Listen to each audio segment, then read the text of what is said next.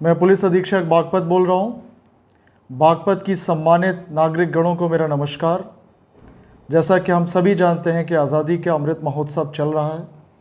11 तारीख से 17 अगस्त तक का जो सप्ताह है उसमें बढ़ चढ़ के कार्यक्रम हो रहे हैं, तिरंगा यात्रा निकाली जा रही है और पूरा जनपद के नागरिकगण सभी विभाग इसमें बढ़ चढ़ कर हिस्सा ले रहे हैं। 10 तारीख से ही तिरंगा यात्राएं निकाली जा रही हैं और बच्चे, जवान और हमारे वरिष्ठ नागरिकगण उसमें अच्छे से पार्टिसिपेट कर रहे हैं। सभी को मेरी शुभकामनाएं। हर घर में तिरंगा लगाना है। कई घरों में तिरंगा लग चुके हैं, फिर भी कुछ घर मुझे मिस दिखे और मेरा सभी से अनुरोध रहेगा कि आप अपने घरों में तिरंगा लगाएं। हमें ये अधिकार मिला है कि हम अपने घर में तिरंगा लगा सकें और तिरंगा लगाना घर में अत्यंत गौरव की बात है, अत्यंत सम्मान की बात है। तिरंगा हमारे राष्ट्र के सम्मान का प्रतीक है, हमारे सम्मान का प्रतीक है। मेरा आप सभी से अनुरोध रहेगा कि तिरंगा यात्रा निकालते समय या घरों में राष्ट्रध्वज लगाते समय तिरंगे के सम्मान का ख्याल रखें। कोई भी राष्ट्रध्वज ऐसा ना लगा दें जिसमें कोई दाग लगा हो या उसका कहीं कपड़ा फटा हुआ हो। ऐसा कहीं भी हम राष्ट्रध्वज ना लगाएं, इससे तिरंगे का अपमान होता है। कभी भी कई जगह त्रुटिवश, गलतीवश तिरंगा उल्टा लग जाता है, उसका भी आप लोग ध्यान रखें, क्योंकि तिरंगे काफ़ी संख्या में तिरंगे, हर हाथ में तिरंगे हैं, तो गलती होने की संभावनाएं बढ़ जाती हैं। तो सभी लोग इस बात का विशेष ध्यान रखेंगे कि तिरंगे का अपमान किसी भी कीमत पे नहीं होना है। सभी लोग अत्यंत सतर्कता रखेंगे इस विषय को लेकर। सभी को बहुत बहुत शुभकामनाएं। बागपत पुलिस आप सभी के साथ है और बागपत का प्रत्येक गांव शहीदों का गांव है। चाहे वो निरपुड़ा हो, चाहे वो टीकरी हो, चाहे वो बसौद हो, चाहे वो बिजरौल हो, चाहे वो बसी हो, चाहे वो ढिकौली हो, चाहे वो सरूरपुर हो, चाहे वो बाछौड़। कोई भी गांव ऐसा नहीं है, कोई भी थाना क्षेत्र ऐसा नहीं है, कोई भी चौकी क्षेत्र ऐसी नहीं है जहां बागपत के शहीदों का स्मरण न किया जाता हो, जहां बागपत के नागरिक, बागपत के जवान सीमा पे और पुलिस में ना हो। तो मेरा उन सभी को नमन है। बागपत पुलिस सभी को नमन करती है और बागपत पुलिस का पूरा प्रयास रहता है कि अच्छे से अच्छी एक पुलिस व्यवस्था बागपत के नागरिक जनों को दे। चाहे वो हमारी यूपी 112 की गाड़ियां हों जो निरंतर दिन रात पेट्रोलिंग करती रहती हैं, हमारे जवान जहां भी संभव है पूरी सहायता करने का प्रयास करते हैं, कई बार अपनी जान पर खेलने कर भी आप लोगों की मदद करते हैं। हमारा कर्तव्य मदद करना और पूरा प्रयास रहता है कि हम उन कर्तव्यों का पूरी निष्ठा के साथ निर्वाहन करें। उसी के साथ हमारी एंटी रोमियो की टीम्स जो आपने अक्सर देखा होगा, कई बार गांव में आती हैं, स्कूल कॉलेजेस में आती हैं, चौराहे पे आती हैं, उनका पूरा प्रयास रहता है कभी भी हमारी बहन, माँ, भाभी किसी के साथ किसी भी तरह की कोई छेड़खानी का दुस्साहस न कर सके और पूरा प्रयास रहता है कि जो भी इस तरह की घटना करे उसके खिलाफ कड़ी से कड़ी कानूनी कार्रवाई करे। इसमें कार्रवाई भी हुई भी है और पॉक्सो और 376, 354 के केसेस में बागपत पुलिस ने कन्विक्शन भी कराया है। कईयों को उसमें उम्र कैद भी हुई है। बागपत पुलिस ने ऑपरेशन स्माइल चलाया है जिसमें लगभग 190 बालिकाओं को, जिसमें अधिकांश नाबालिग हैं, बागपत पुलिस ने रिकवर कराया है और उनके परिवारों को सुपुर्द किया गया है। इन परिवारों को खुशियां मिली हैं और बागपत पुलिस बड़े सम्मान के साथ, बड़े गर्व के साथ उनकी खुशियों में शामिल है। बागपत पुलिस हमेशा आपकी सेवा में तत्पर है। जन सुनवाई का सिस्टम उसको और बेहतर करने का प्रयास किया गया है। मैंने सभी थाना प्रभारियों को निर्देशित किया है कि कोई भी पब्लिक का व्यक्ति, कोई भी पीड़ित व्यक्ति 24 घंटे में किसी भी समय थाने पर आता है तो उसको बड़े अच्छे से सुना जाए, उसकी समस्या को अत्यंत संवेदनशीलता से सुना जाए, व्यवहार थाना प्रभारी का बढ़िया रहे, हमारी कांस्टेबलरी का व्यवहार अच्छा रहे। और मैं अब बड़े हर्ष के साथ आप सबसे शेयर कर रहा हूँ इस बात को कि व्यवहार, मैंने देखा है शिकायतों में बहुत कमी आई है। निरंतर मेरा प्रयास रहता है, ज़ीरो अभी भी नहीं हुआ, मेरा प्रयास है कि व्यवहार हमारा एकदम परफेक्ट रहे। हमारा कोई भी पुलिसकर्मी, अधिकारीगण किसी के साथ कोई दुर्व्यवहार ना करे। अगर फिर भी कोई शिकायत मिलती है तो पूरा प्रयास रहता है कि उनको सुधार लाने का, अगर सुधार नहीं ला पा रहे हैं तो उनको दंडित करने का। लेकिन गलतियां सबसे होती हैं फिर भी अगर कोई गलती ऐसी हो रही है तो बागपत पुलिस के प्रमुख होने के नाते मेरा दायित्व है कि उन गलतियों को दूर करना। मैं पूरा प्रयास करूंगा कि वो गलतियां सुधारी जाएं। इसके साथ ही साथ बागपत पुलिस माफियाओं के प्रति अत्यंत सजग है।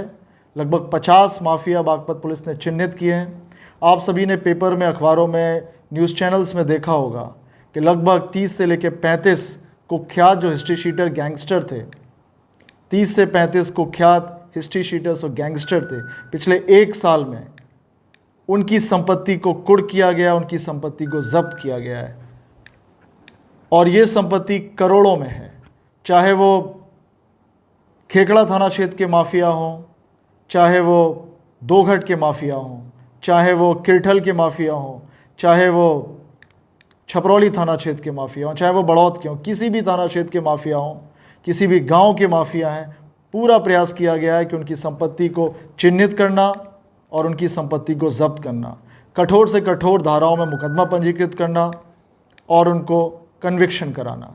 पूरा प्रयास है कि जितने भी ये माफिया हैं इनको जल्द से जल्द स्पीडी प्रोसिक्यूशन से इनको सज़ा दिलाई जाए, इनको दंडित करवाया जाए।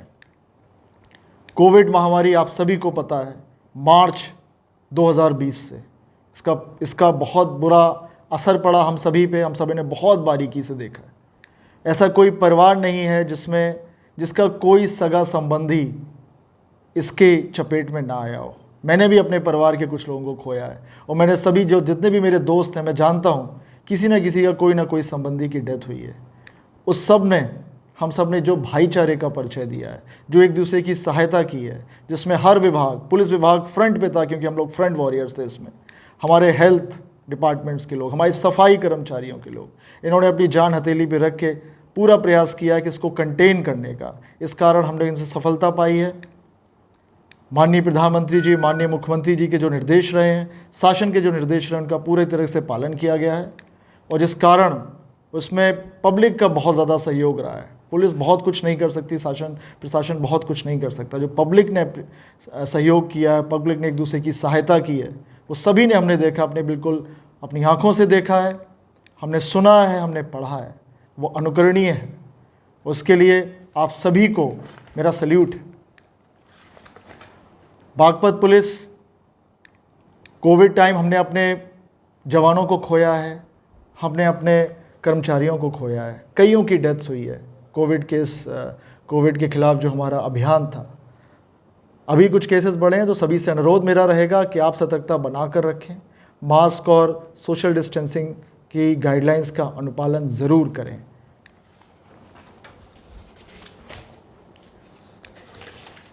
महिलाओं को लेके, बच्चों को लेके बागपत पुलिस विशेष रूप से सतर्क है।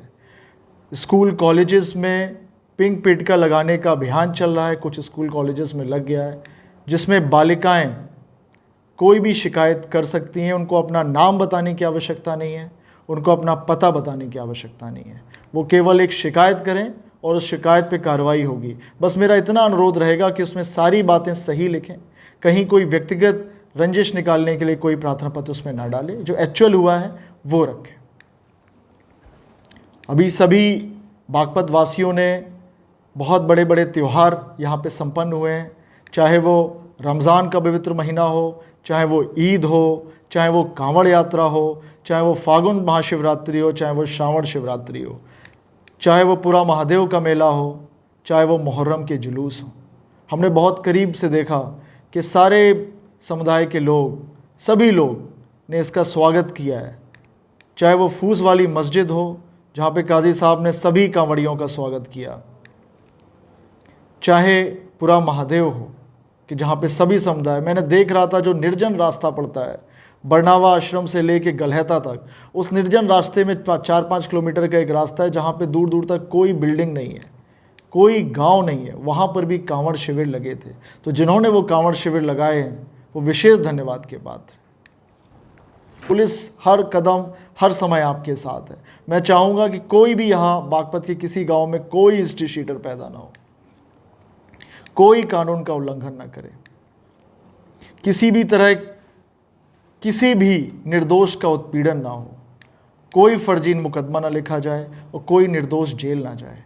पूरा प्रयास बागपत पुलिस का रहता है, विशेष तौर पे सभी अधिकारियों का रहता है, थाना प्रभारियों का रहता है कि किसी भी निर्दोष के खिलाफ कोई कार्रवाई ना हो। और अगर त्रुटिवश, गलतीवश कोई कार्रवाई हो रही है तो अतिशीघ्र हम उस गलती को सुधारें, जिससे उस बच्चे का, उस व्यक्ति का भविष्य बर्बाद ना हो। मेरा पूरा प्रयास रहेगा। सभी को बहुत बहुत शुभकामनाएं। अभी हमको 15 अगस्त मनाना है, रक्षाबंधन का पवित्र त्यौहार आज है, कुछ लोगों ने कल भी मनाया उसको। रक्षाबंधन की बहुत बहुत ढेरों शुभकामनाएं। हमारी बहनों को ढेरों शुभकामनाएं। कई बहन दूर गांव से मेरे ऑफिस में आई थी, राखी बांधी। मैं विशेष रूप से उनका धन्यवाद प्रकट करता हूं। ढेरों शुभकामनाएं। अंत में बस इतना मैं कहूँगा कि हम तिरंगे का सम्मान करें, कोई भी रैली यात्रा निकालें, तिरंगे का हम ज़रूर सम्मान करें। किसी भी कारण तिरंगे का अपमान नहीं होना चाहिए। हमको जो अधिकार मिला है तिरंगा फहराने का अपने घरों पे, तिरंगा लगाने का अपने घरों पे, वो अधिकार के साथ जिम्मेदारी भी है। उस जिम्मेदारी को हमें बहुत गंभीरता से निभाना है। बहुत बहुत शुभकामनाएं। Thank you. जय हिंद, जय भारत।